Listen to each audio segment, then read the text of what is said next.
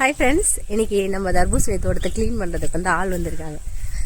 எத்தனை பேருன்னு பார்த்தீங்கன்னா ஒரு 10 பேர்கிட்ட வந்திருப்பாங்கன்னு நினைக்கிறேன். ஒரு 8-9 பேர் வந்து லேடிஸும் ஒரே ஒரு ஜென்னு அவெல்லாம் வந்திருக்காங்க.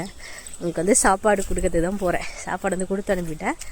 இப்போ போயிட்டு போட வேணாம், அவங்களே போட்டுப்பாங்க. சரி, நம்ம வந்து போயிட்டு பாத்திரலாம் எடுத்துகிட்டு வரலாம்.